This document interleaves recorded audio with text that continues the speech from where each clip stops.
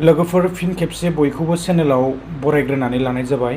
आङो फिन खेबसे चेनेलावहाय भिडिअ लानानै फैफिनबावनाय जादों लोगोफोर। स' नोंथांमोनाहाय बेबायदि कमेन्ट्स खालामदों खायफा RCK मा जाखो होननानै ना। थ' आरो RCKल' नंला लोगोफोर, YBY जों लोगोसे जोंहा बेबायदिनो गासैबो जोङो खारलांबाय थानायखौ जोङो नुनो मोनदों। नैबे FKB आरो बेबायदिनो जोंहा RCK दङ आरो बेबायदिनो KYO दङ। थ' गोबां बेबायदि जोङो गोसारबाय थानाय नुनो मोनखादों साननैसो सिगाङावनिफ्रायनो। थ' जायफोरा बेफोर एप्लिकेशन्सफोरखौहाय इनस्टल खालामदोंमोन बा इउज खालामदोंना, थ' नोंथांमोना केयारफुल आरो साबधान जानानै थायोब्लानो जाबाय। जोङो बेबायदिनो दोरोदलांबाय थानायखौ नुनो मोनखादों। बेफोरबायदि एप्लिकेशनखौ आरो जों फोथायनो नांलिया आरो बेफोराव फैसा इनभेस्ट खालामनानैबो जेबो लाब गैलिया। थ' मा बुंनो, जोङो आरो दासिमबो ना, थ' बेबायदि जोङो इउटिउबफोराव भिडिअ नुनो मोनगासिनो दङ। नैबे जोंहा YBY ना, थ' बेखौ जायफोराहाय KYC खालामदों, थ' दिनै 12 तारिख उइथड्रल ना, थ' उइथड्रल जानायनि बेबायदि आपडेट्स बा भिडिअ गोबांफोरा बेबायदि बानायगासिनो दङ। स' जोङो बेयो उइथड्रल जागोन ना जाया बेखौहाय जेबो बुंनो हाया। आरो आंनिफ्राय बेयो माने उइथड्रल जागोनखौ आं आसा खालामाखै। थ' जानोबो हागौ आरो जायाबो जानो हागौ। जायफोरा KYC खालामदों, थ' बेखौ बर्थमान जेबो मिथिथ'वा, खिन्थु आङो सानो थ' उइथड्रल आरो मायाव जाबावनो ना, थ' आं बेबायदिसो सानदों आरो बिनि उनावहाय जोंहा बेबायदिनो RCK दंमोन लोगोफोर। नैबे RCK ना, थ' बे RCKआहाय एसे उइथड्रलनि गोबां प्रब्लेम जानानै दं लोगोफोर। मा खालामनो, शुक्रबाराव जायफोरा उइथड्र खालामदोंमोन, थ' बे फैसाया वालेटाव रिफान्डेड जाफैदों, एकाउन्टाव हाबाखै आरो बेबो अलरेडि माने स्केम जानो थांगासिनो दङ। माने प्रब्लेम फैयोब्लाथाय आरो बियो बेन जानायनि चान्सआव दं आरो ना। दासिमबो बर्थमान बेन जाथ'वाखै बियो, खिन्थु जानायनि लामायाव लोगोफोर। दिनै जायफ्रा उइथड्र खालामदों, मोनोब्ला मोजांनि बाथ्रा आरो मोनाब्लाथ' आरो मा बुंबावनो आरो ना, थ' उपाय गैया। बेबायदिनो आंबो उइथड्र खालामदोंमोन पेन्डिं, थ' फैसा हाबाखै एकाउन्टावहाय। बिराद प्रब्लेम जानानै दं आरो आङो नैबे बेफोरबायदि बायदिसिना एप्लिकेशन्सनि सायावहाय भिडिअ बानायबाय थानो सानाखै लोगोफोर। बेफोर एप्लिकेशननिफ्राय गोजानाव थानांगौ। बेफोर गासैबो फ्रड आरो स्केम। थ' आं बेखौसो बुंनो सानो आरो जेबो लाब गैखाया, मोनथिखाथारनाय बेफोर एप्लिकेशना। थ' बेफोरखौ आरो प्रमट खालामबाय थानानैबो जेबो लाब गैया, थ' बेनिफिटबो गैया, जेबो गैया। थ' फैसा मोनगोन मायाव, गावनिफ्रायसो उल्था लस जानायखौ नुनो मोनो लोगोफोर। थ' बेनिखायनो आङो बेबायदि भिडिअफोरखौ आरो लाबोबाय थानो सानाखै। आं बिनिफ्राय गोजानाव आरो आङो बेबायदि भिडिअ लाबोनाय जानाय नंला लोगोफोर।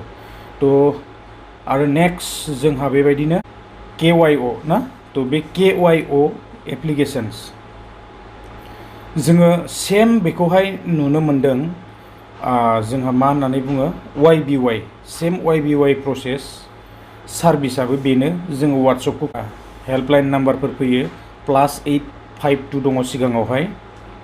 एक्सुवेलि बे +82आ थ' बेबायदिनो हंकं संकं बायदिसिना ओंखारोना, थ' बेबायदि क'डा जोङो बेफोर टटेलि फ्रड जायो। बेबायदिनो हारियाना आरो बबावबा बेबायदिनो बाहेरफोरनिफ्राय ना, थ' जोंनि आसामनि बाहेरनिफ्राय बेबायदि गोबां फ्रड कलफोरा जोंनियाव फैयो आरो बेबायदि जोङो मिथिनो मोनो लोगोफोर।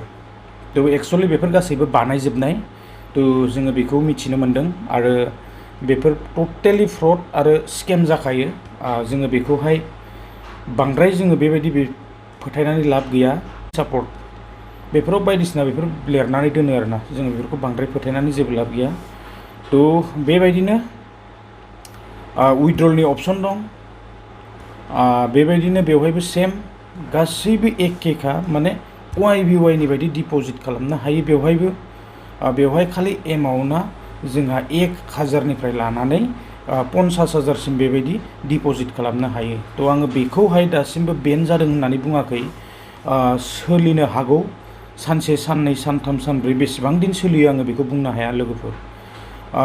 बेफोराव बांद्राय बेबायदि इनभेस्ट खालामबाय थानानै आरो जेबो लाब गैलिया। गिदिर मोनसे स्केम जालांखाबाय आरो जोङो बेनिफ्राय मिथिबाय आरो बेफोराव आरो फैसा इनभेस्ट खालामबाय थानो नांलिया आङो बेखौसो सानो। थ' आङो बानायबाय थानोबो सानाखै। नैबे इजि मानिखौ आङो नांला सानबाय लोगोफोर। थ' गोबां लस जादों आरो बे लसनि थाखायनो आंनो बेफोरबायदिखौ नांलिया आरोना। थ' आं बिनिफ्राय एसे गोजानाव थानो सानबाय आरो बेफोरखौ बानायबाय थानानै जेबो लाब गैया, बेनिफिटबो गैया लोगोफोर। बेबो स्केम जागोन, सानसेब्लाबो जागोन। थ' टारगेटआ फिलाप जायोब्लानो स्केम जाखायो आरोना। आङो थ' बेखौसो बुंनो सानो। आरो दिनैहाय RCK आव जायफोरा उइथड्र खालामदों, मोनोब्ला जोबोद मोजांनि बाथ्रा आरो मोनाब्लाथ' आरो उपाय गैया, बेड लाक मा बुंबावनो ना। थ' बेफोरबायदि एप्लिकेशनसा सोलिबाय थाया मार्केटाव आरो बेफोरो गासैबो फ्रड आरो स्केम, सब स्केमनि लामायावसो बे आरो माने जोबस्रांनायनि लामायाव ना। थ' जोङो बेफोरखौ जाल्दाब जुल्दाब गारनानै जोङो दस्रा खामानिफोर मावोब्लाबो बेनिफिट जागोन। बेफोराव इमान टाइम वेस्ट खालामनानै जेबो लाब गैलिया लोगोफोर।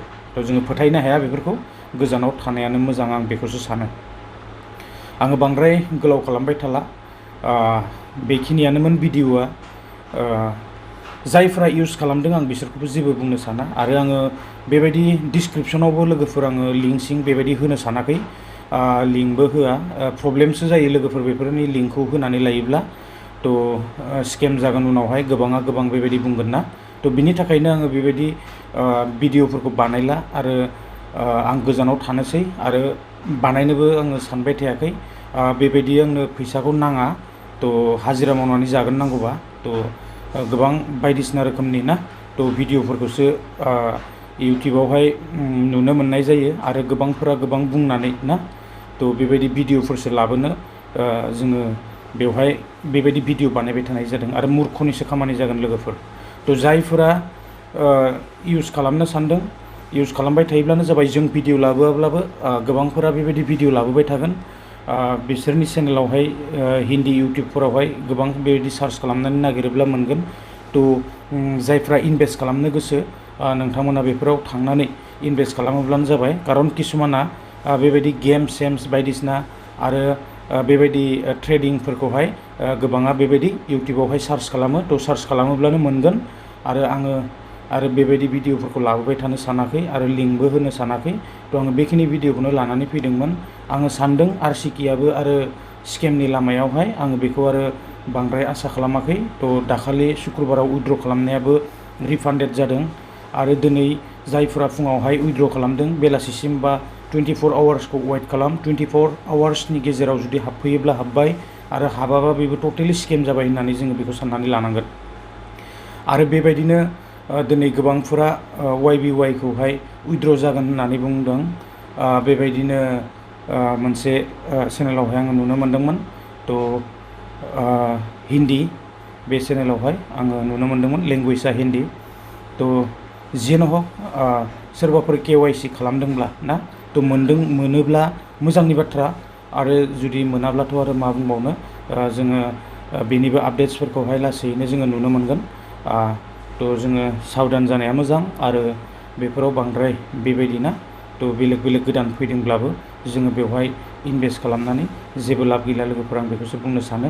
थ' आङो आरो बेबायदि भिडिअ लाबोला, RCKबो लाबोला, जेबो लाबोला आरो बर्थमान आङो बेबायदि आर्निं रिलेटेडनिफ्राय आङो एसे गोजानाव थागोन। आरो बेबायदि भिडिअफोर फैथारोब्लाबो जोंहा नैबे जोंनि हेमस्टारफोर बायदि ना, थ' बेबायदि एप्लिकेशन्सफोरा जोंहा एथबां माने स्केम जायोब्लाबो जेबो लस गैया, जेरावनाखि जोङो फैसा इनभेस्ट खालामनाङा।